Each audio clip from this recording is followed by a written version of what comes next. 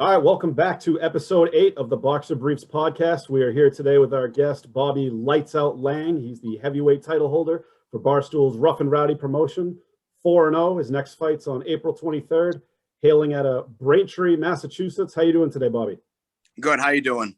We're doing good. We appreciate you coming on the show and letting people know a little bit more about Rough N Rowdy and what you're all about. All right, sounds good. So just to jump right into it, how did you get involved in Rough N Rowdy? How did you hear about it? What made you want to try it out? Well, a couple years ago when when Barstool first bought Rough N Rowdy, I've been following Barstool for years, and it was just seemed like something interesting that like everybody I knew at the time.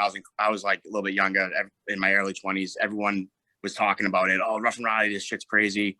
It was fun to watch or whatever. So I always said, but it was primarily down south. They were down West Virginia, Kentucky, like all over, you know what I mean? But they never came up to New England.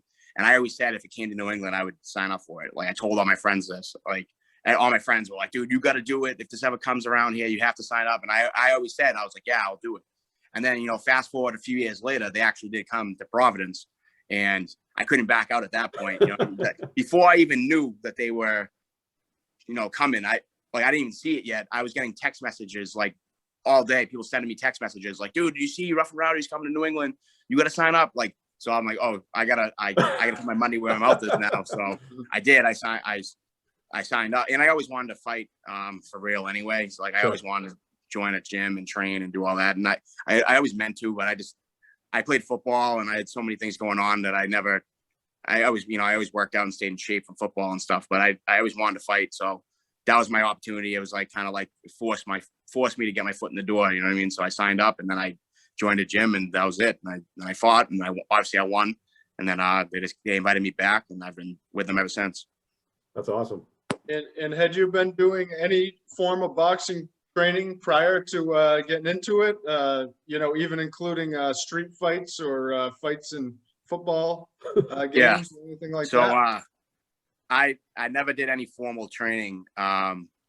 I've been in a million fights though, like growing up. Like I always feel like kind of a douchebag talking about it, because it's like it gives off the wrong impression that I was like this, like tough guy. They always went out and got in fights or whatever. But I wasn't like that. But for some reason, I was always the guy in the wrong place at the wrong time. And my mentality, if someone had a problem with me, I'm not afraid to defend myself. Like if you want to go, I'd go outside and fight you. So I got into a lot of fights growing up.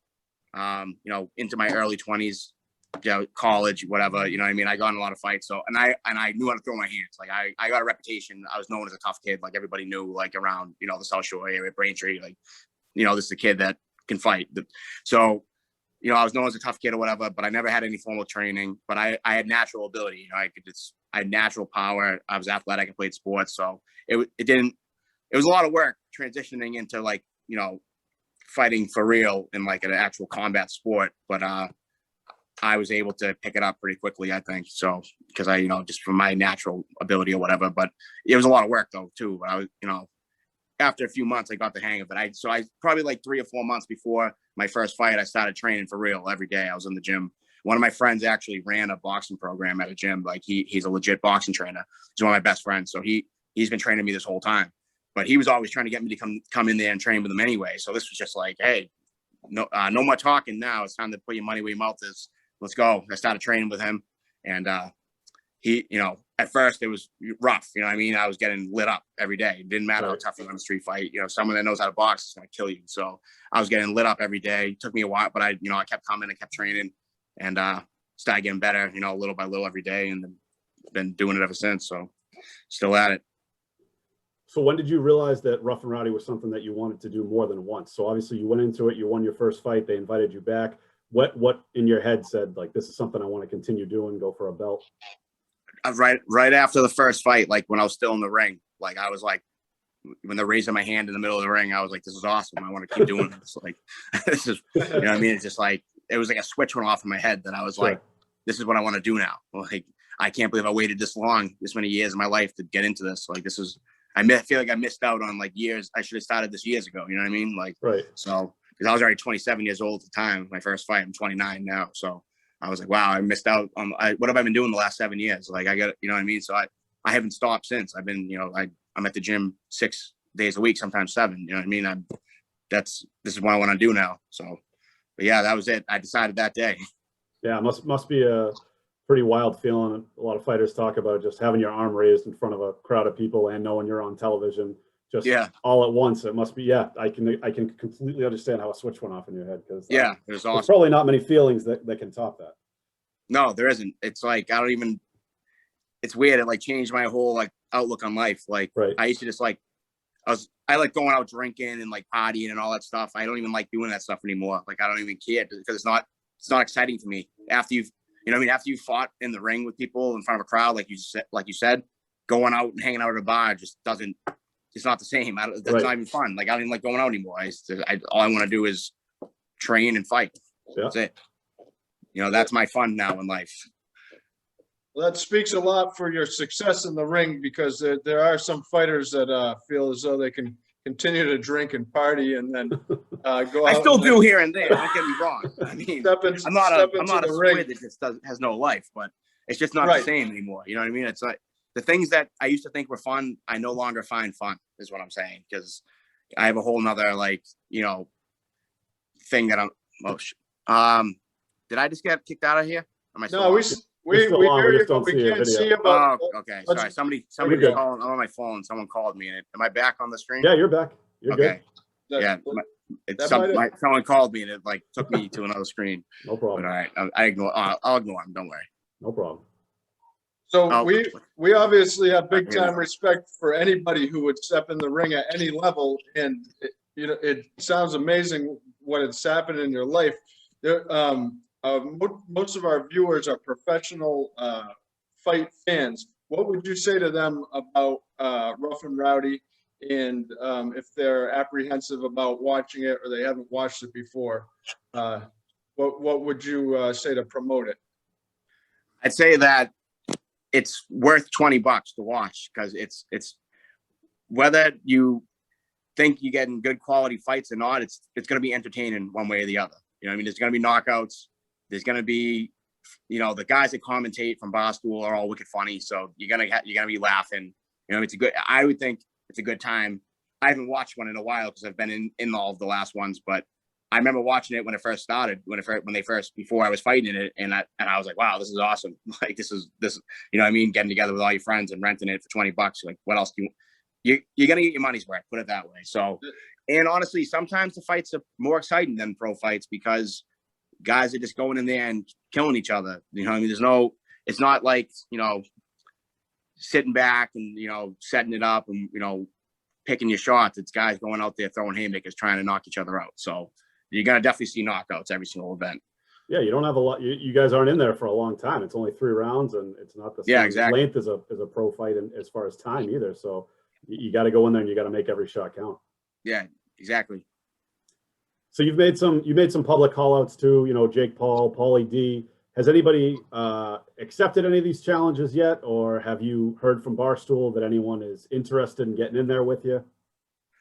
So the guys I've called out obviously haven't answered or stepped up or whatever, because I'm not fighting them. So clearly they ignored me. But the guy I talked to who runs the whole thing, he said they're trying to find somebody on that level for me to fight. Like this, he told me a few months back, this up and coming one I'm fighting in, that was the plan. Like, they were like, we're talking to 4 different celebrities right now, and who are interested. We're trying to set something up. And I was like, well, who are they? And he's like, oh, I can't tell you.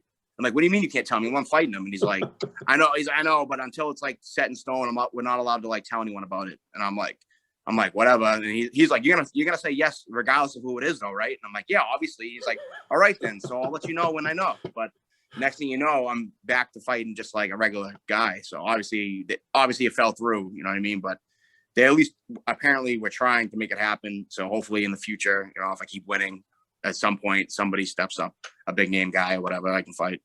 Yeah, I mean, it's pretty incredible with all the YouTube stars and everyone else and other celebrities now wanting to get in on the sport. So yeah, I can definitely foresee that happening in your near future and in Barstool's near future, having some guys, because obviously they've got a lot of connections with, you know, people outside of Barstool too that are pretty well known on social media. So yeah, exactly. So that's my plan. Hopefully, if I keep winning and I keep calling people out, eventually somebody's going to see it and step up.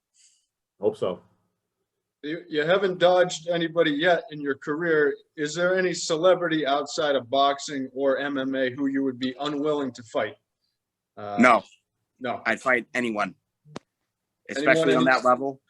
There's a certain point where I wouldn't care. I would be willing to lose. Like, I'd risk losing. You know what I mean? I'm not going to hide from anybody. Like, if I'm calling out all these celebrities, if somebody steps up who maybe could beat me, well, he's going to have to prove it, because I'm going to say yes, and I'm going to fight.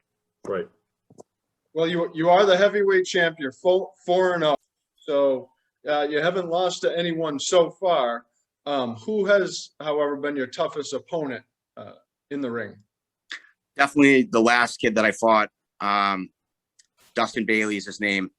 He was a wicked good fighter. I don't know. I mean, it went to decision. I thought it was definitely. It didn't. When you watch it, it looks like I won pretty much every round. But for me, in the moment, it felt like it was the hottest fight I've been in. You know what I mean? I didn't. You know, looking back at it, it looked like I won more than I actually felt like I did at the time.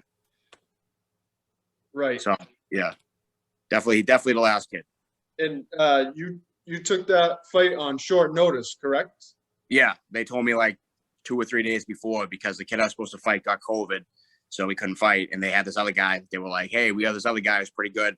That he used to fight another promotion. He has, he's actually pretty good. He has a few wins under his belt fighting for someone else, and he does MMA. He has a couple, MMA wins and stuff. So like, he was like no joke. You know what I mean? So they were like, hey, they weren't gonna put some kid in there with me that I was just gonna dominate. You know what I mean? They were like, either I wasn't fighting at all, or they were getting like good competition. And they got this kid, and they were like, it's only 2 days notice, so like we understand if you say no. And I was like, I'm not gonna say no. I'll fight him. Let's go. So I said yes. I fought him. I won. So I'm glad about that. But at the time, I was like, kind of sucks, because in my opinion, I think he was a much more difficult opponent than.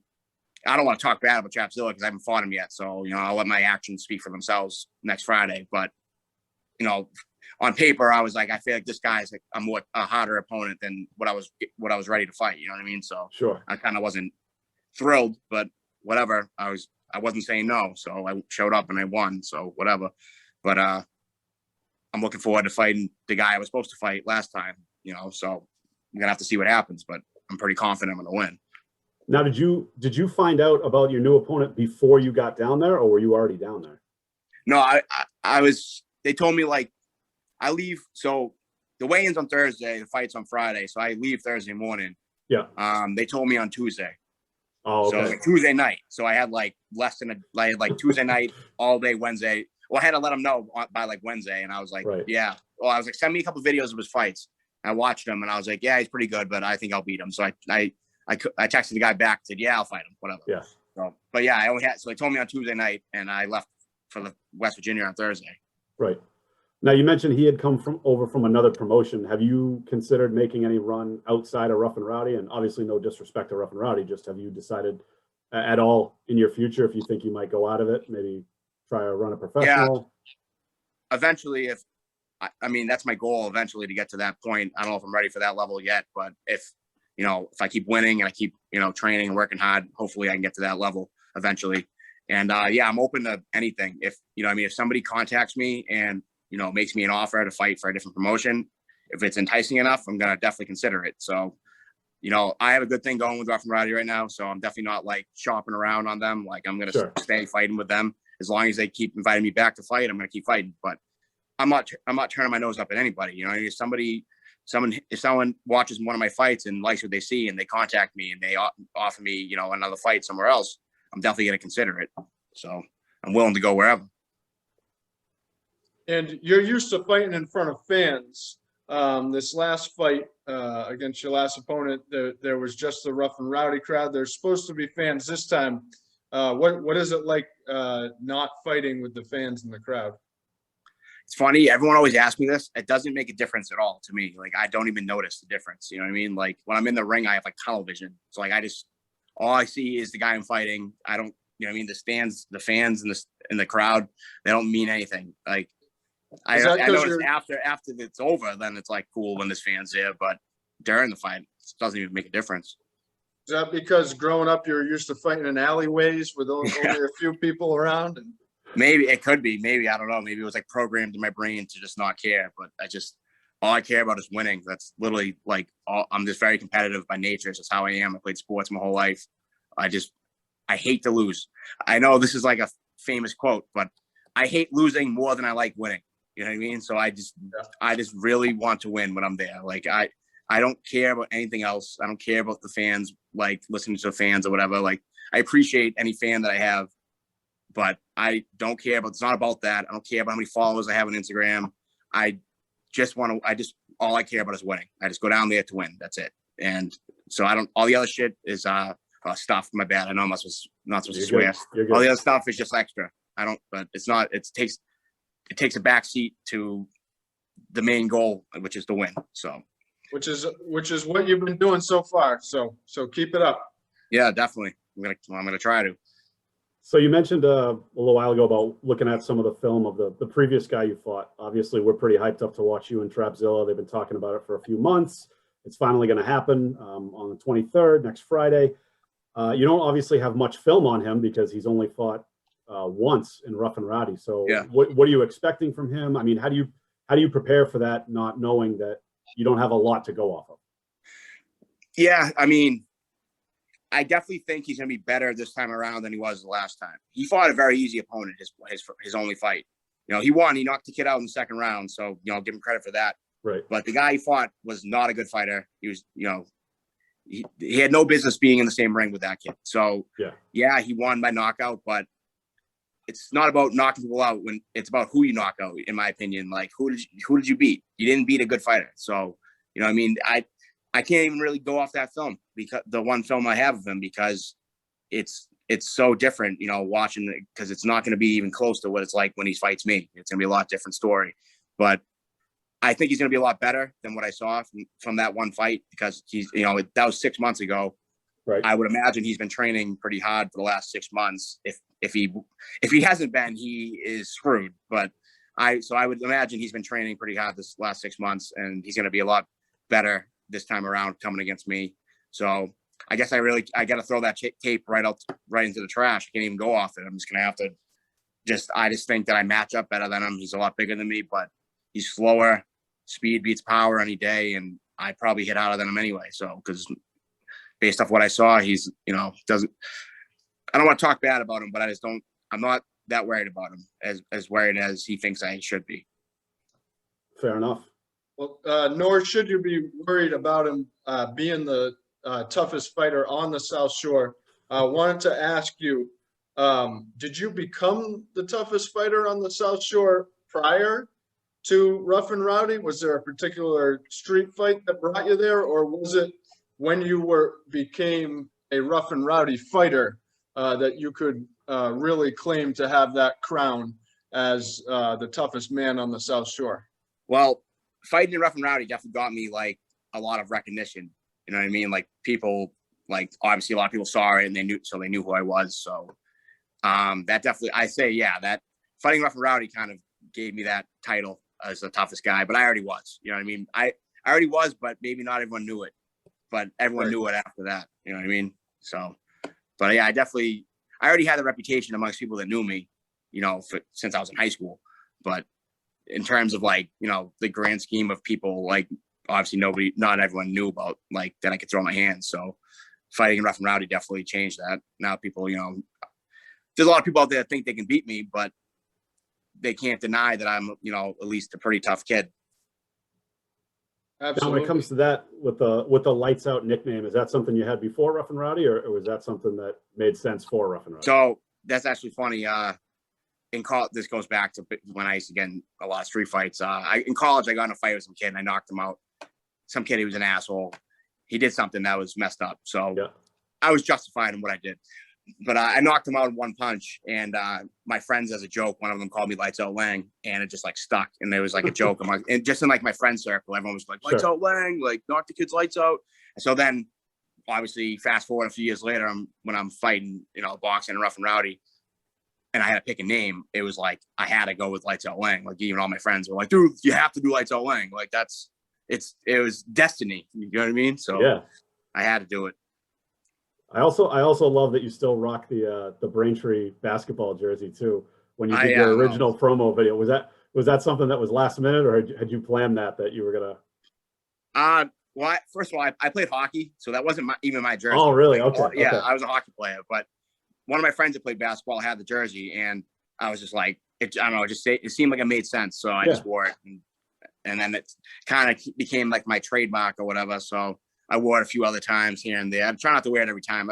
I've kind of rotated back and forth between the Braintree jersey and then some other stuff that I wear just as like a joke. But yeah, it definitely was just like, it was kind of just like spur of the moment. Like, needed to wear something in my first video, and I had to represent Braintree. So I took my buddy's basketball jersey from high school and I put it on. So when we talk about the South Shore, obviously Barstool had a video posted, I don't know, it was probably like 4 or 5 years ago at this point, of a kid that he was from Weymouth. He called out every single person on the South Shore. I'm sure you saw it. We all saw it. With a shadow boxing video. Any interest in accepting his challenge? I mean, if I had to, I would, but I just there'd be no point in me fighting that kid. You wouldn't. I would knock that kid out in under 30 seconds. Like, that's just, it would be a joke. But if you offered me a ton of money, I'd fight anybody. So I would do it, but I wouldn't feel good about it. Would you consider fighting him on a night you were fighting another opponent? Fight two fights in one night? As like a warm-up. Yeah, I guess I'd use him as like a human punching bag. I mean, that's all. I mean, that kid was I remember it when the video came out, actually, because I was in college at the time, and that was when Barstool was like starting to get kind of big, and it was all the Barstool, and everybody was like, I'm from Braintree, obviously, so all my friends in college from other towns were like, dude, did you see this kid calling out all the Braintree kids? You gotta fight him. And I'm like, yeah, whatever. I don't think I'm gonna fight this kid, but yeah, it was a pretty funny video. I remember the video. That was funny. It brought a lot of attention, to South Shore and stuff. I was living in Quincy at the time, actually, and so I had some friends living in Quincy, and they all got a kick out of it too, because they're like, no one knew who this kid was, and he just posted a video, and immediately Barstool picks it up and posts it, because it was all Boston kids working at Barstool at the time. Yeah, and it was just wicked funny. Yeah, it's hilarious. He called it every town in the South Shore, pretty much. Quincy, Braintree, Scituate, I think. Yeah. So that was funny. So obviously, next fight coming up April 23rd, pay-per-view, Rough N Rowdy. It's next Friday night versus Trapzilla. How can the listeners follow you? How can they, follow what you're up to? Social media. Well, you can follow my personal Instagram page. That's my only social media that I have. I don't have Twitter or anything else. But my Instagram is Lights Out Laing, just like my last name, Laing. That's Lights Out Laing, all one word.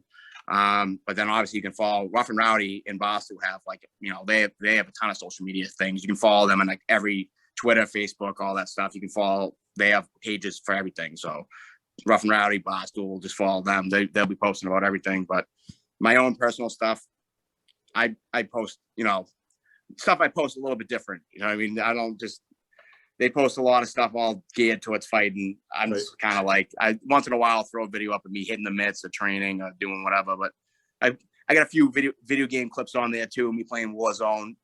I go by the C4 Bandit in Warzone. Okay. I blow up so many cars with C4. It's kind of my trademark. So there's a few videos like that on there. So if you're not into that, then don't follow me. But there's some videos of me training if you want to see me training too, I guess. Awesome. One last question before we let you go. Obviously, Jake Paul fighting this weekend. You going to be tuning in? Yeah, definitely. All right. And any predictions on that fight? I had a feeling you're going to ask me. I don't know. Everyone keeps asking me this, actually. Half of me thinks Jake Paul because he actually looks good. And the thing is, boxing and MMA is so different. Like boxing is just your hands. You know what I mean? Like, it doesn't matter how good you are at wrestling if you can't throw hands with somebody. Like, there's nothing. That's the thing with MMA. If someone's beating you with their hands, you just take them down, or you kick them, or use an elbow. You know what I mean? But if someone's beating you with their hands in boxing, there's nothing you can do about it other than lose. So, I mean, but with that being said, Jake Paul has never fought a real opponent. And Ben Askren's a wicked tough guy. His conditioning's wicked good. Like, he's been a professional fighter for so many years of his life. He's fought on such a higher level than Jake Paul has even dreamt of fighting on. So I don't know. I mean, I honestly think if it goes 8 rounds, I think Ben Askren is just going to wear him down. And I think Jake Paul is going to gas himself out and halfway through the fight. And Van Askren's just going to pick him apart. So there's the way I see it. Either Jake Paul is going to come out swinging because he does have a lot of power. Anyone who says he doesn't have good technique and good power and is a decent fighter right now is just being a hater because he's a YouTuber, he's a Disney star, this and that. Doesn't matter. He can throw his hands right now, but Can he throw his hands for 8 rounds with a world-class athlete like Van Askren? I don't think so. So I think unless he catches him in the first couple of rounds and knocks him out, I think Van Askren's going to wear him down over the course of 8 rounds. I think Jake's going to gas out because he's never been taken into deep waters like that before. Van Askren's been there a million times, and I think it's just going to come down to who's mentally tougher, who has better conditioning, and I think Van Askren's going to end up winning. So, yeah, I'm going with Ben Askren. Take them. He's plus 130 underdog. I think that's a fucking lock. Oh, I think that's a lock if you want to edit that out because I know I swore again. You're good. Yeah. All right. No, we like it. That's a good prediction. I tend to agree with you too. I think Jake Paul's got a lot going for him right now on the positive side, but I agree with you. I don't think he's been deep water, and I don't think he's fought someone that's actually a world-class fighter before. So, but I will say, Ben Askren, I don't know if he's trolling everybody. He doesn't look good hitting the mitts. No. All the training videos he's put on, I'm like watching it. I'm like, wow, how did this guy fight in the UFC? I mean, right. I know the answer is he was just such a good wrestler that he made up for his horrible boxing by his amazing wrestling. You know what I mean? Right. He's taking guys down to the ground. But I thought, I'm like, he's got to at least have pretty much a little bit above average boxing skills to be in the UFC. But he does not look good hitting the mitts at all in his training videos. But I don't know if he's just doing it as a troll job. Like he's trying to just, trick everyone into thinking he's worse than he is. Like maybe he's playing mental games with Jake Paul. Right. But he doesn't look good from what I've seen in his training videos. But like I said, I don't think it's going to matter. I think he's just going to, he's tough enough that he's going to be able to stand in there and fight. He's not going to get knocked out. He's been hit so hard so many times in MMA, and he's been knocked out before, obviously, too, but he eats a lot of punches. He's clearly proven that he's a wicked tough guy. He's not going to go down.